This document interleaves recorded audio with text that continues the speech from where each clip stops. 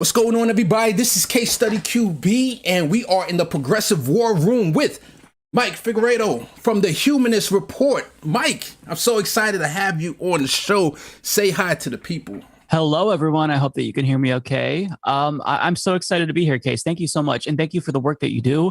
I'm a big fan of you because you make my job like 10 times easier. Just want to put that out there. Love what you do. Appreciate you so much. Thank you so much. It means a lot hearing that from you and knowing that I can contribute in my little small way to the progressive movement, to the progressive cause. So great hearing that from you. And also, I also respect your work. Like I've said, I've DM'd you a couple of times when I've said, hey, that video that you did was the best I've seen anyone cover that particular video. And I appreciate you. I totally agree with that. Like even the Shahid Buttar had his drama, unfortunately, when he was running. And I have to say, you were one of the few people, you were the first person that actually addressed it. Everybody kind of skirted over it because it's a hard thing to discuss, you know, especially if you're close to him.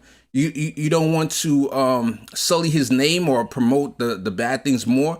But I think you addressed it in a fair and balanced way. And also it educated the audience, that's your job anyways, to educate your audience and articulate what's going on in the news. So that was definitely something that sticks out in my mind that I was like, wow, Mike did an excellent job with that. So the Progressive War Room. Thank you so much for saying that. Yeah, not a problem. What we do here is progressive strategy. We discuss progressive strategy, how we can move forward. And as a segment of the Progressive War Room is this Unite the Left series where I'm trying to reach out to my favorite left leaders, not pundits. I was telling you that earlier. I don't like to call you all pundits. I like to call you all left leaders because you all have your own audience and you have influence. You know, my in my fantasy world, all of the left leaders will be able to come together and say, you know what, we're going to have a march on Washington for Medicare for all. We're all going to tell our audience. We all have, you know, I don't know how many subscribers exactly you have right now, like 300, 400,000 subscribers. You know, this person over here has 100,000 subscribers. This person has 1 million subscribers. And you all tell everybody, hey, this date, we're going to head over and do a march, you know, and that would be cool, right? I think that even if you get a good 10,000 people out, it would help push the movement forward. And if we could get some mainstream coverage, but if just our independent media, if we cover that, forget the mainstream, and I think that would influence a lot of things. I'll throw that first at you. What you think about that? Yeah, I think that what we need to do just as a leftist movement, independent content creators, consumers of indie media, I think that we need to regroup. We're all going through a little bit of soul searching after the brutal year that was 2020. Yeah. I think that we need to take cues from the right, not on policy, obviously, but in terms of the way that they cross-pollinate. Like if you look to Ben Shapiro, Steven Crowder, they're always going on each other's shows. They're always, collaborating, and we don't necessarily do that on the left. And there's not really a specific reason. I mean, sure, there's always like leftist infighting and whatnot, but even folks who agree, they don't necessarily collaborate that often. And I'm not sure why that is. I had a conversation via DMs with Farron Cousins about this from Ring of Fire. Shout out to him. Yeah, and he was talking about how, we really need to come together and do more things. Yeah. But there's just not a specific reason why we don't. I think it's because maybe part of it is we all really dedicate so much time already to our jobs. Yeah. And so, or to our content. So it's basically like a full-time job. So to add to it is really, it's hard to think about that because I wonder, oh my God, will the quality of my own show go down if I start to do something else? Yeah. And I kind of learned from this firsthand where I launched Establishment Exiles back in 2017. I'm not sure if folks remember that. I totally remember that. And I wanted to ask you about that. I didn't even put that on my list of questions, but like what happened with that? So what happened with that was it was basically doomed from the beginning. The main issue was that, one, it was pre-recorded. Never do pre-recorded for a show with that many people. Always have a set date. And that's the thing that really killed us. Okay. We never had a set date. So it was always, okay, this week, maybe we can get 3 people to do the show. And then we all have to find a day and a time to agree on. And then on top of that, we have to get a guest for that week. And so it was, to try to coordinate that was a logistical nightmare. And because I was too incompetent to figure out how to do it live, we did it pre-recorded, which was an even bigger pain in the butt. Yeah, It was just a lot of things. And now if you brought all of those folks together, I think most of them hate each other and are fighting with each other. yeah, So it was just kind of like logistically and planning wise, yeah. it didn't work out. And part Okay. of the reason why was because we all like me and Ron Placone, we had our own shows, and then we Oh, were okay. also doing that. And so it's really hard to balance everything. And I don't want to half-ass anything that I put out. I want to make sure that if I'm going to do something, I really dedicate a lot of time and effort to make sure I put out a polished product. And eventually just kind of slowly but surely died. That was also the transition between my old studio and my new studio. Okay. And there's a number of reasons, but yeah, it just kind of is like a learning experience where, okay, that failed. So now taking on too many things, I realize that there's a hazard in doing that. And also, if I'm going to do something, don't do it stupidly. Have a set time every single week. That's shout out. So here's the first question. We have new YouTube channels like The Vanguard, Jackson Hinkle, Justin Jackson, Good Politics Guy, just to name a few, starting, and they're growing, right? With the mainstream media still being a dominant force for influence, as we saw in 2016 and 2020 against Bernie Sanders in the presidential race. We saw how big they influenced the normies, as we call them, quote unquote. How can left media work together to try to overcome their influence? It's a tough question. When you look at some of these channels, like Good Politics Guy, for example, like I just found his content, and he's so great. Yeah. With how frequently he puts out content and the quality of his content. Yeah. If he were posting videos in, say, like 2015, 2016 by now, he'd have at least 50,000 subscribers, at least, probably like 100,000. So the game has changed drastically. The barrier to entry, it's low, but to actually succeed is really, really high. So I think that a good thing that you can do if you're starting out is to really reach out to bigger channels, collaborate with them, and getting a good interview can really, it can, you can take off. I mean, the Vanguard has reached out to a lot of bigger content creators, and their Noam Chomsky interview, for example, basically went viral on the progressive left. So collaboration, in my opinion, is key. I kind of alluded to this earlier, but if you kind of try to make sure that you are appearing on other programs or bringing other bigger YouTubers on your program so they can then promote the appearance, that really does make a difference. But I'm not going to lie, it's a struggle, right? Because we don't have the advantage. Mainstream media definitely has the advantage, especially on YouTube. There are alternative platforms. I recently brought it out to Twitch myself, which has its issues. It's owned by Amazon. So, I mean, not necessarily ideal. But there, it's a grind now. It's really, really frustrating to see. I mean, even the bigger YouTubers, like if you look at Kyle Kalinske, he's been stuck on like 959,000 subs now for, I want to say, like a month. Growth is very slow, and it's easier to grow if you're already big. But if you're not established, and if you're like, Good Politics Guy, it's hard because I don't know what the right way to subvert the algorithm and the influence of the major networks is currently, because I'm still trying to find that out myself. But it's so frustrating to see these channels who put so much time and effort into their videos get no attention, not nearly as much views. Like when I first started out back in 2015, I took so much time to like research and try to make it the best that I could. And it was still garbage because I was new, I was learning. But these folks, they're putting out like top-notch content, right? From the get-go. And it's so demoralizing and frustrating. And my worry is that a lot of them will tap out and think, look, this isn't going anywhere. I work so hard on this content, dedicate hours to it, and it gets like a couple hundred views. What's the point?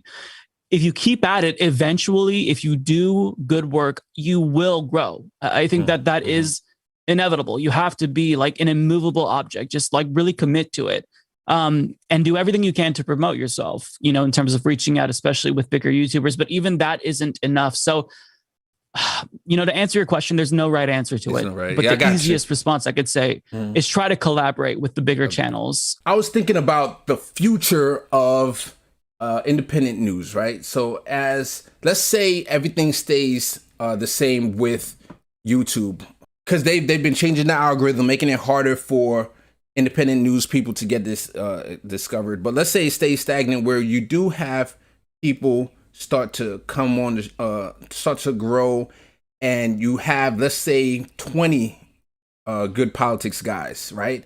I was wondering, like, where's the future of independent news? And I was thinking, what if you had those independent news people? Everybody likes their own flavor. You know, as an audience member, you're gonna like different flavors. You might like the Jimmy Dores, who does it from a comedic standpoint. You might like the Status Quos, who does it from a journalist news standpoint. But everybody's gonna have their flavor of and covering national news. But then, what about local news? So, have you ever thought about touching? I know it's, and trust me, I do a show called New Jersey Progressive Power Hour, where I do cover local New Jersey news. And I was wondering if you ever thought about, it doesn't have to be a whole emphasis because you have your niche already, but like sprinkle a little bit of local news for your local people. And I was thinking, if everybody did that, all the independent news, like let's say 10 years from now, we have 50 strong progressive people in every state doing local federal news, but then also touching on their local news. I think that would help the progressive movement as a whole. What do you think?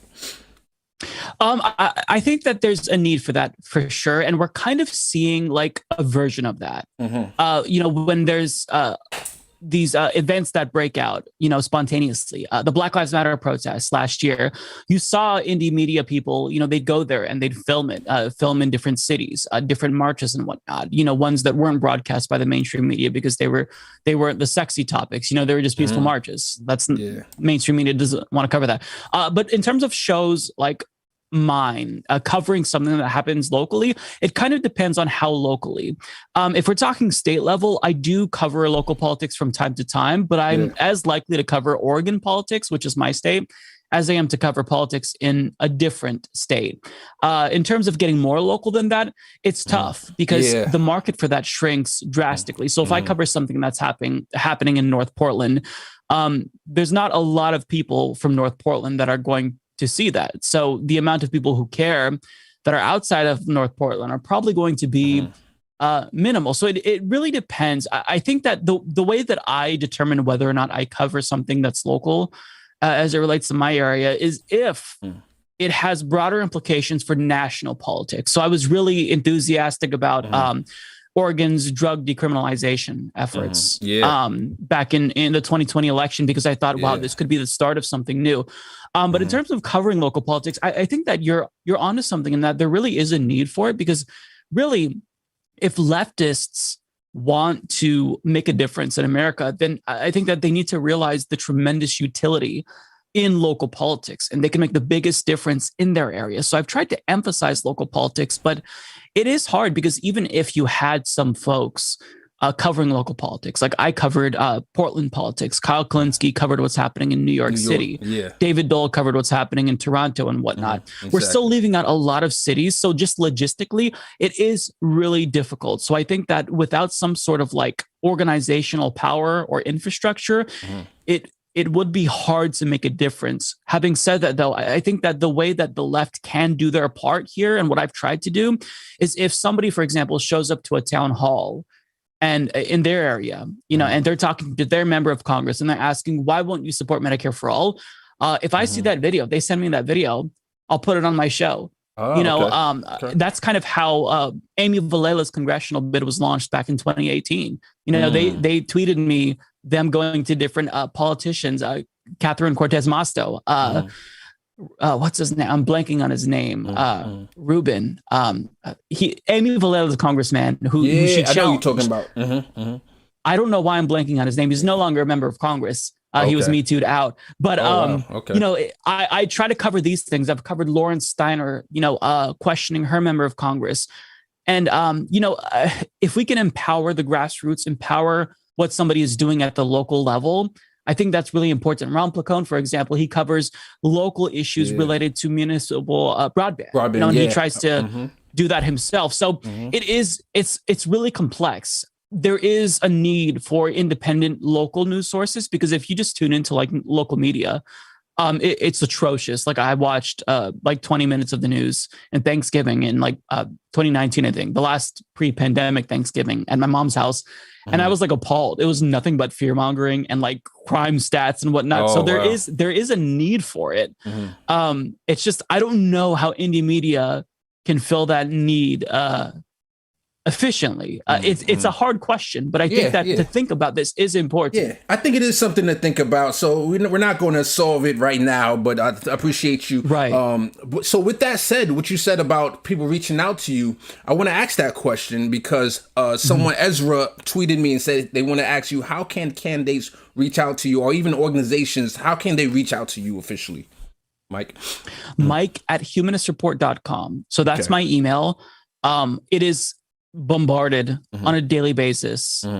So it's going to take me time to get through them. So let me ask this question. Mike, sure. Sorry to cut you off. How do you vet people who you interview? Because you do a great job at interviewing and providing your platform to candidates to help them build their brand, because that's what it's all about, right? You have to have a very good policy, but then to win, you have to build your brand, which is why sometimes a lot of people, they don't win the first time they run. They just run the first time, build their brand, build their infrastructure, get their make a name for themselves so volunteers know who they are the second time they run, and then the second time usually people win. But go ahead, Mike. How do you vet people to come on your show? So the very, very first thing that I do, there's a number of things that I do. The very first thing I do is I check to see if they even have a website. If they don't have a website, then I'm going to assume that they need to do more work because that's like step number one, right? Yeah, exactly. And it costs money to have a website, but you start to build, a little bit of footing in your community. You'll start to get donations, and then you can have a website. So to me, if I see that they don't have a website, they're not ready yet. I can't bring you on unless you've already built something in your community, because you can't rely on a podcast that's filmed in North Portland for your district and your community's needs. Exactly. So that's the first thing. The second thing is I go to their healthcare page and I check to see if they support Medicare for all. That's the one thing, because I think that's the easiest, most reliable gauge as to whether or not they're progressive. And if I don't see the word specifically Medicare for all, I don't respond. I just disregard them. And it's not just that they have to say I support Medicare for all. I want some level of sophistication. I want to see them maybe say single payer. I want them to explain it. And this is really what I'm looking for this time. So I have a limited amount of bandwidth. I could bring on one candidate per week to be effective. So in 2018, during that cycle, what I tried to do was just scattershot, bring on as many progressives as I possibly can. Yeah. And that wasn't very effective because one, people have a limited amount of resources. So when I bring candidates on, they're going to ask for donations. And you're stretching people thin if you bring on like 10 candidates a week, right? Yeah. And also what I want to do is slowly but surely build up name recognition. So my strategy in 2020 was, I think, a lot more successful based on what I heard from the candidates. So I bring on one candidate per week. And then we air the interview on Saturday. Throughout the week, we'll post individual clips usually. And that has been a lot better at building their brand, building name recognition. But this time, my standards are a lot higher. Not only am I going to expect candidates to support the policies that I want, but they have to actually speak about policies intelligently. I don't want lip service. Explain in critical detail Medicare for all, and not just what the policy is. What are some of the provisions, but how you intend on getting that elected. I want to know about your strategy. I want to know, are you going to challenge leadership? Are you going to get combative? There's a lot that I'm looking for. I'm trying to figure out a new way to vet the candidates. Part of the issue is, until I figure that out, I don't want to bring anyone on because I want to make sure that the people who I promote actually have a chance of winning and are going to be good members of Congress. That's not to say that the folks who I brought on that got elected are bad members of Congress, but I think that like this year has proven that there needs to be more than just supporting policies. I also want to know how you fight for those policies as well. But once I get my computer fixed, I have a lot of issues that is leading to interviews being a nightmare right now. Then I want to resume candidate interviews. So if somebody wants to bring a candidate on, email me at mike@humanistreport.com. And I will be thoroughly vetting your candidate before they even get a reply. That's hopefully that answered your question. I don't have like a very specific set of criteria. Matter of fact, Mike, you opened up the conversation to a question that you knew I wanted to ask you about, an idea that I have and I'm formulating called the People's Gauntlet. And like you said, like part of the People's Gauntlet is you have to have a website, because people in the past have reached out to people like you and other people, and they don't even have a website yet. So yeah, you have to have a website, but the main thing is, how do you respond to the policies? And the hope for the People's Gauntlet is, first of all, let me describe briefly what the idea is. I have the website already, thepeoplesgauntlet.com, and then they're going to be different legs of the gauntlet. And basically each leg has issues that you're expected to address. So the idea is not for the candidate to have their policy book and then read from the policy book, hundreds of pages about what Medicare for all and their whole plan or whatever. The idea is, if a constituent that you're handing out a leaflet, knocking on doors, if they said, hey, what do you think about canceling student debt? You're not going to stand there for an hour talking about canceling student debt. You're going to give your spiel on how you feel about canceling student debt. So this is the People's Gauntlet. So there's the Economy and Well-Being Gauntlet. And here is a description of 6 different topics, or eight different topics under this gauntlet leg. And then there's the justice leg, there's the democracy leg, and then there's the policy leg.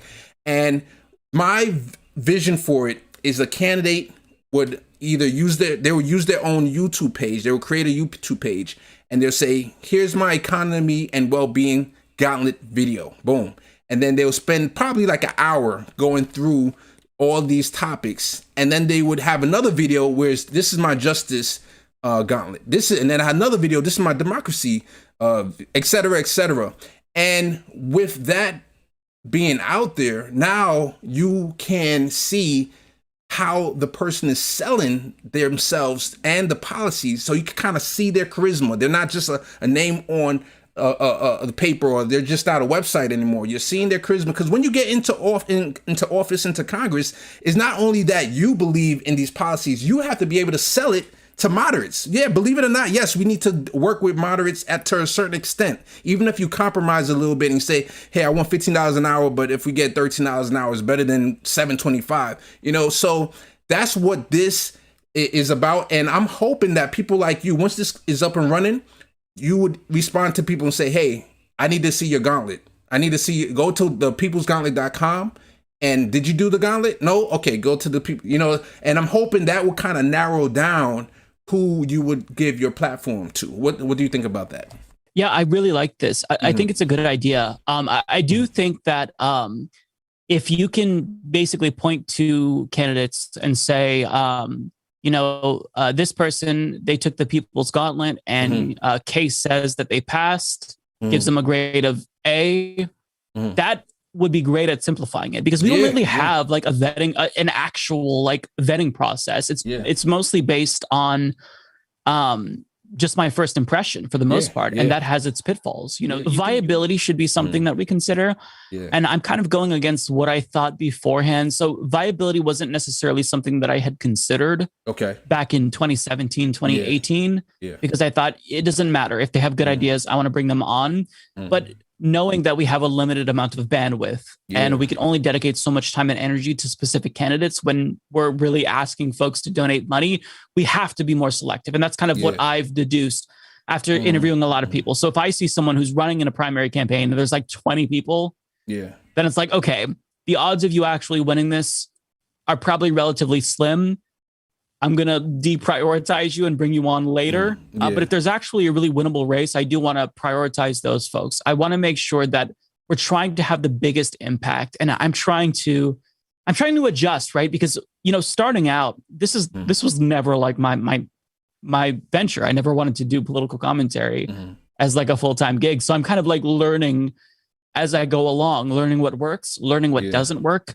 And, I'm adjusting now to meet the needs of the movement, or what I hope are the needs of the movement in this next cycle. And, I think that this time it's going to be a little bit different. I mean, when it comes to folks like Isaiah James, for example, Nina Turner, okay, I brought them on. They're already great. They're the real deal. But there's a lot of folks who are going to be new. And I want to make sure that you're not just running for Congress because this is going to be your path to becoming an influencer or some like, I don't know, a snake oil salesman. I don't even know, like, who knows? People like being a leftist is popular, so folks might not be in it for the right reasons. And I want to make sure that there's some way that we weed out the bad actors. And I think that your People's Gauntlet is such a great idea. I think it's a way that we can kind of hopefully do an open source. That's my vision. Like that's what I'm hoping. An open source version of vetting, right? Because for example, we had the Louisiana race that just passed, where Troy Carter won. It was the race where Cedric Richmond, I believe, he went into the Biden administration, and they had a special election. Gary Chambers was the progressive person in that race initially, right? But Our Revolution, the local Our Revolution there, or no, actually the National Our Revolution and the National Democracy for America. God bless them. They're good organizations overall, but a lot of progressives didn't agree with the decision that they made to endorse Karen Carter Peterson, which was kind of like the less progressive, more of a. I did some research on her. Yes, she was a sketchy. I have to say, she was a sketchy candidate, and unfortunately, she was the one that she won the initial runoff, and then it was up between her and Troy Carter, and then she lost to Troy Carter. So it's almost like I'm hoping we can create our own, quote unquote, our revolution or our own democracy in America, but this was for the people, right? So where the people would endorse the Gary Carter, the more progressive in the race, and that was signal to everybody like, okay, this is the progressive in the race. So I didn't tell you about. I came up with the second phase of the People's Gauntlet, right? Which I'm really excited about. So I'm hoping that to get this thing popping at some point. But the second phase of the People's Gauntlet is to have an actual website, which I already have the website, but to have a platform where the candidates will be able to directly sign up, almost like a social media, right? Where they will sign up and then they would have the videos embedded right on their page. And then progressives would be able to like, or, they can give their voting, quote unquote, for each candidate. So here's the powerful thing that I hope would be helpful. Let's say it's 2 months before a race. So in the case of Gary's race, well, actually that's a bad example because his special election just was a pop-up. But let's say Donna Shalala, she lost in 2020. She's a Florida candidate, moderate. But in her race, she had like 4 progressives that ran. They split the progressive vote. And she won by with 30%, I believe. So she's basically skirted by when if the progressive were to have to pull a Obama, if I could use that analogy, and consolidated the moderates against Bernie. If the progressive would have did that, they would have had a more progressive person going into the general. So with the People's Gauntlet, let's say it's a month or 2 months before the primary date, we can come up with I'm calling the People's Champion. Right. So that's where people would vote. All the progressives would vote on those 4 progressives. And then whoever floats to the top, whoever was the most charismatic, whoever raised the most money. Unfortunately, that matters. But as long as it's grassroots money and et cetera, if we could all say, you know what, this is our People's Champion. Now, the other 3, the people who are not the People's Champion, the other progressives, it's up to them if they want to stay in the race. They just got to know, we're going to look at them differently. We're going to look at them like, okay, you're in it for yourself, and the progressive movement, we see who you are. So you can stay in there, but okay, this person is declared the People's Champion. Okay, we're signaling to all the grassroots, this is the person we're going with. Hopefully that can push us. We can push them through the primary. What do you think about that second phase? I think that's brilliant because there's been so many races where there's 3 progressives and they're all actually good, but it's guys, we're splitting the votes here, and I want to win. I want us to actually win. So there has to be some way to deal with this. I don't think there's really been a way to deal with this. I'm remembering the 2018 Dianne Feinstein Democratic primary race with Allison Hartson. Yeah, and there was David. I'm blanking on his last name. Exactly who you're talking about. Yeah, they're both great, but it's and there was another they weren't even too. splitting votes in the end. Yeah. But still, if they consolidated, they would have been a stronger force. I like what you're thinking. And honestly, you know what?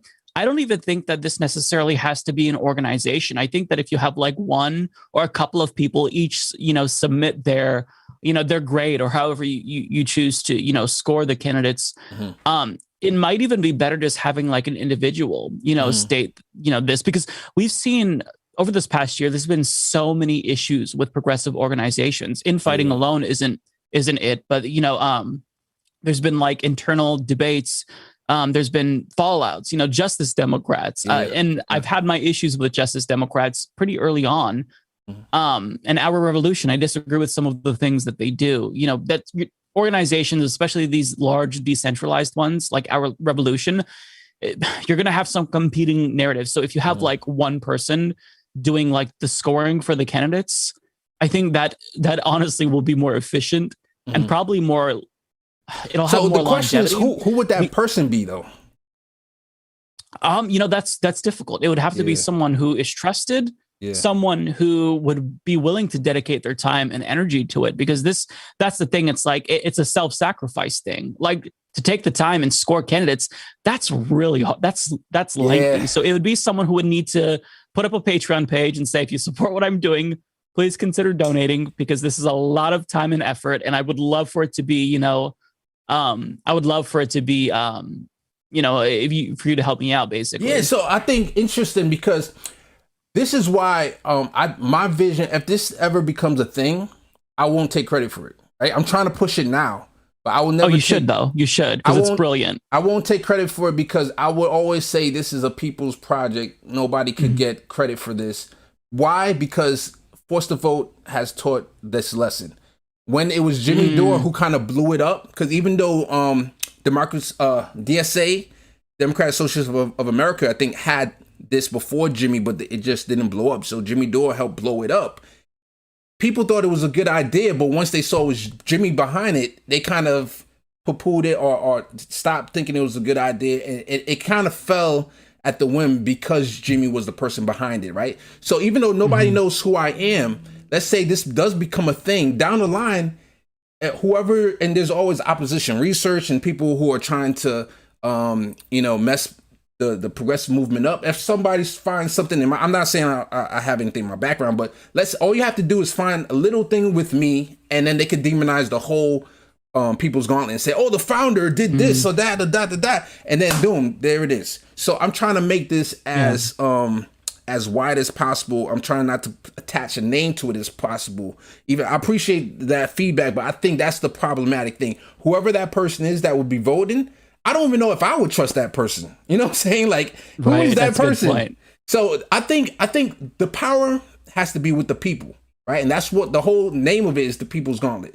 So that's why another part of if I'm able to develop this into like a social media where people could vote, I'm thinking about to become a member, maybe you'll donate $1 or something so that you could then vote, because that money donated, I won't take a dime, but the money donated, if whoever becomes the people champion, it will be great if we could say, okay, you're declared the people's champion. It's 2 months before the race. We could give you $5,000, right? We could give you such and such amount of money who's from, and they're from our website because it's the people. So you're literally being funded by the people. So, yeah, man, I thank you for giving me your feedback. I know we have a little bit of time. I think I have like maybe 5 more minutes with you. So I want to, and hopefully we could do this again, because the time flew by, Mike. So hopefully it did fly by. Yeah. I wasn't paying attention. I wanted to switch it up and show a clip and just do this last discussion of strategy with you. And this is a clip with Justin Jackson. I'm going to show it to our audience, and basically he's interviewing a California Assemblyman, Ash Kalra, and he's a progressive. But I wanted to give that other side. We always talk about, Force the Vote. People talk about Fraud Squad and AOC's this and that, and all the recent video with Cori Bush. But we never think about, what if we were in their position? How do they feel from the inside? And I just want to, with this video, we're going to think from their point of view real quick. All right. Not only do we want you to vote for it, but if you do, we've got your back, right? Because you have to remember that when folks to vote against those moneyed interests, it's not as simple as saying, okay, I think this policy is good and it's right, I'm going to vote for it. It's that next election cycle, they're going to have tens, hundreds of thousands, maybe millions spent against them. And so if they don't believe there's a policy that legitimately has a path of going forward, it's a safer bet for them to lay off of it and say, wait a second, if this isn't going to be moving forward, I'm going to hold off for a second. And oh, by the way, movement that says you're in favor of this, where are you when I do vote for it and they're coming after me? And so that's kind of like the larger piece where. All right, I'm just going to play that real quick because we don't have that much time. But I wanted to give that perspective. He's an elected official. He's saying he doesn't think that way because he's a straight progressive. He's one of 2 people in the Assembly of California that only gets their money from grassroots. He doesn't take any PAC money at all. But he's thinking how these other people think, like, hey, if I put my neck on the line for whatever policy you want to think of, what's going to happen the next time around? So the point I'm bringing this up is, we as a progressive movement, as you as a progressive leader and other leaders, we have to come together. So, for example, a person that I envision and I hope that she gets in there and just tears up the place, Nina Turner, right? We're all hoping that she gets up in there and she tears up the place. What's going to happen with the first thing that she does that's going to send the media in a tizzy, and they're going to be going after her? Not even like Joe Manchin, because they hold up Joe Manchin in a different light. You know, they say, oh, he's holding up the vote, but he's just a moderate representing his state. They're going to say every bad thing in the book about Nina Turner. How are we as a progressive community going to circle the wagons around Nina Turner? And I'm going to pass that question to you, and then I'm going to say what I think we should be doing. So go ahead, Mike. Yeah, I mean, put simply, we have to have their backs. Yeah. And I think that we have to, with electoral politics, we have to keep in mind that real change happens from the bottom up. So it's nice to elect progressive members of Congress and expect them to just like do the right thing and get everything accomplished for us. But that's not how things work in actuality. If there's no real inside-outside strategy and there's no connection between the inside and those on the outside, I mean, we're kind of seeing right now what happens. You know, the movement kind of, it doesn't fall apart necessarily, but it becomes less effective. So, you know, for members of Congress, I totally understand the disappointment that people feel because things need to happen really, really fast if we want to save the planet, to put it frank. But, you know, I want people to kind of like try to fight against that instinct, and I have to take my own advice here, to just like give up and think, okay, well, this person didn't do X, so they must be, you know, terrible. They must be a sellout. But we have to really focus on building up elected leaders, not tearing them down. So if they don't do something that we want them to do, there's fault on their part for sure, but there's also fault on our parts. We just didn't communicate enough or have their backs enough, because as that person's, I forgot his name, the assemblyman there. Yeah. But Ash. What he's saying is absolutely valid. You can go in, you know, supporting all the right policies, not taking corporate money, but that doesn't mean that you won't face scrutiny from these gigantic industries that are absolutely going to steamroll you in the next election. You know, you can get elected taking small contributions, but if you have a primary opponent that is getting bankrolled by the health insurance industry, that's going to make them not feel as courageous. And you know, it shouldn't be about that. It shouldn't be about, oh, well, I don't want to do X because this might lead to me not being reelected. But the reality is that these are human beings and they're going to operate based on the incentives that they see. They're going to be rational actors. Exactly. So my opinion is we have to have their backs, and there has got to be communication. I don't know at what point, you know, the link between the grassroots and members of Congress got severed, but it happened at some point, and they are still directly engaged with bigger organizations like DSA and some labor unions. But you know, that connection needs to be reestablished, and there has to be like a conversation between the inside and the outside. And I think that there's this disconnect, and Mike, that's what's leading to a lot of frustration. Mike, I have to say, so unfortunately, the easiest example is AOC, right? Before she ran, I think she was on everybody's channel. I don't know if she ever went on your channel, but she was. Oh, okay, there you go. I mean, I saw small channels, big channels like Jimmy Dore. You said she was on your channel, everybody's channel. But then after she got elected, is like crickets, you know. And famously, she never went back on Jimmy Dore's channel. So that's a question. I don't know if we have to put that in the people's gauntlet somewhere where you say, hey, if you become elected, would you go on independent media at least once a month or something? Because the way, if we're talking about building up the progressive media to the point where we can compete with mainstream media, we need people who build legitimacy by getting elected, and they build themselves, their brand up, like an AOC who has over 10 million followers. If they can then go back to those same channels and help build their legitimacy up, because guess what? When they do clips, the mainstream media has to cover those clips. And like with the Convo Couch and I think a Status Quo, they had to use their clips from the riot, from the insurrection, and they had to give them credit.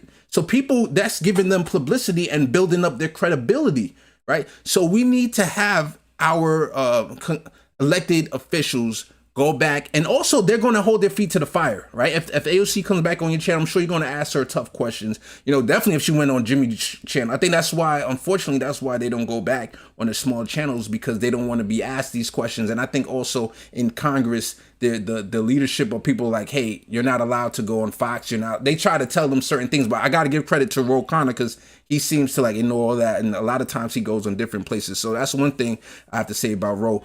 But okay, so this is my idea, right? When Anina Turner does something like she says, hey, I'm not voting for this, and she gets 5 other people to say, we're not voting for this unless you have $15 an hour in there. And mainstream media now starts to bubble up and starts to demonize them, or you have Nancy, whoever tries to demonize them, go to work. We as a progressive media say, and this idea came from Bernie, when Bernie, back in 2016, Martin O'Malley was trying to beat Bernie, because Bernie was clearly the second place and he was in third place. So to get to the first, he was like, okay, let me try to take out the second place. And he tried to attack Bernie. What happened was the grassroots said, okay, you want to attack Bernie? We're going to raise $1 million in 2 days, right? So I'm thinking, if something happens to Nina Turner, and they're clearly trying to demonize a certain amount of people, we as a progressive media, we say, okay, we're going to raise $1 million in a week or 2 days or whatever it is, a certain time, so that when Nina Turner goes on mainstream media, because of course they're going to bring her on to demonize her, she's going to say, well, you know what? I have a mandate from the people, and they raised $1 million in 2 days for me. So that clearly shows you that I'm doing the right thing. Joe Manchin, he's not raising millions of dollars to keep people from having $15 an hour and to keep them at $11 an hour. So, you know what I'm saying? What do you think about that idea? Yeah, I mean, there was this point, I think, in the 2020 primary where the mainstream media realized that by continuously attacking Bernie Sanders, they were almost making him more popular in a way, because there was that reaction that they would trigger, mostly from the online left. So I do think that if progressive lawmakers knew that we had their backs, then maybe they would have more courage. It's hard to say for sure. But kind of getting back to your point about them going on indie media shows as members of Congress, my opinion on this changed, because at first I gave them a pass. I'm like, look, Bernie doesn't need to come on my program because everyone who is going to watch supports Bernie already. What's the point, right? And so I've changed, because it really is like they've got to help us help them. So they do have to build up our legitimacy. And, in terms of AOC, I can't necessarily blame her or Cori Bush for not coming back on the program after getting elected, because I haven't necessarily offered them the invite. Not because I don't want them back on my show. Of course, I'd love to have them. But there's almost this like invisible barrier that gets formed. Like when somebody's a member of Congress, I think they're too big for the show. Nah, they're not going to come on. Like, what's the point? And so part of the fault does lie with me and other indie media people for just not reaching out. And maybe they do reach out. I don't know. I don't have like a spokesperson who like reaches out to get book guests. So I haven't, followed up with that. But I do think that you're right. If they want to build up a media infrastructure that will support them, they do need to support indie media. And yes, it's not going to be an easy challenge or an easy interview. You can ask Ro Khanna. So he's been on my show twice now. Both times he reached out to me, which usually doesn't happen, and both interviews were very combative. But I think that he's the only member of Congress, the only one that really sees the utility in going on independent media, because when push comes to shove, these folks, like we are broadcasting to people who are going to have their back, not just donate them small dollars small amounts rather, but they're going to be the ones who take to the streets in March. Like, this is the most politically engaged and active group in society. So I think that they need to see the value in that. But at the same time, I don't necessarily think that they're wrong to, only go on the major networks, because obviously you want to reach the most amount of people. You want to change the most amount of minds, and you do that by going on these shows. But at the same time, if you could just like book one show per month, as you said, or once a quarter, 4 times a year, that would be great. Yeah, definitely. Nah, I totally agree with you. And thank you again, Mike, for coming on the show. The very last question before I let you go, I have to ask you about the clip I clipped of you trolling Tucker Carlson. So I got somebody, one of my political junkies, like, we got to ask about that. What influenced you to do that and inspire you to do that? Honestly, boredom. I just started streaming on Twitch, and I thought, you know what? Wouldn't it be cool if I got like his Tucker Carlson's dumb stare, and I just like put that next to me and use that to like do my broadcasts. And I kind of made like a big meme about it. And on the stream, I pretended like I was on Tucker Carlson's program, and all the Twitch streamers loved it and thought it was really funny. I didn't know it would turn into like this massive shitstorm. A lot of people thought it was real. Mike, they thought it was real.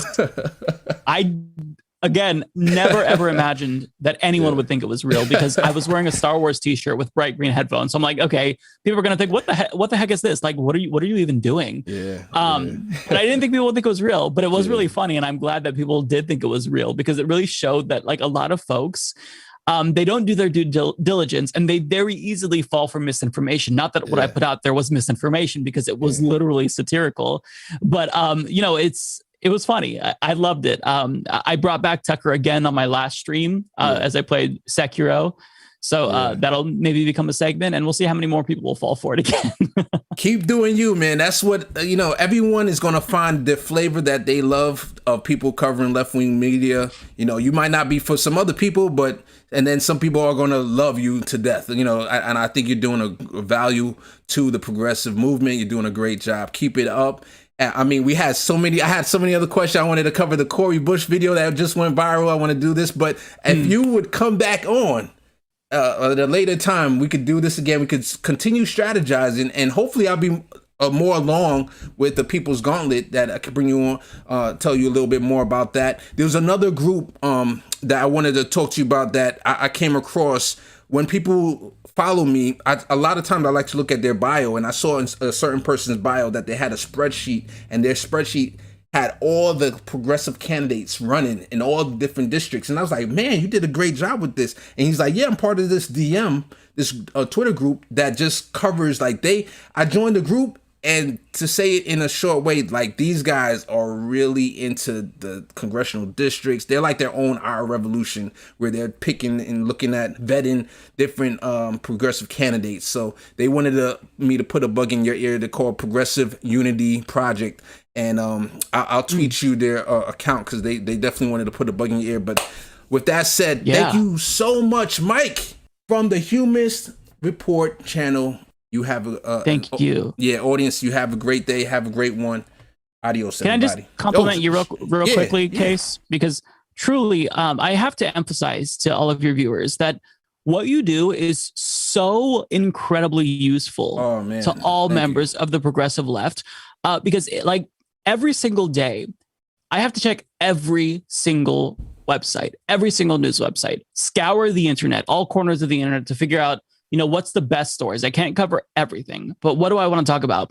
And you find clips that I don't even know exist. So I have access to the YouTube channels of CNN, YouTube, Fox News and whatnot. So without you, I think that a lot of us wouldn't even know that these things are out there, because a lot of us don't have television or the time to clip this out. So what you do, like, to say that you are the unofficial producer of all indie media, is absolutely accurate. Everyone who has a show uses your clips and loves you for it. Oh man, I really appreciate that. That's what I'm here for. That's my little contribution to the movement. It's for the people. That's all it is. And anything that I can do to help, and all I ask is, hopefully at some point we can come together. That's all I want. Progressive unity, the left from all sides of the spectrum, to find some way to work together And hopefully the People's Gauntlet is one way that we can do it. I'm going to show you a website. Everybody go to go to humanistreport.com,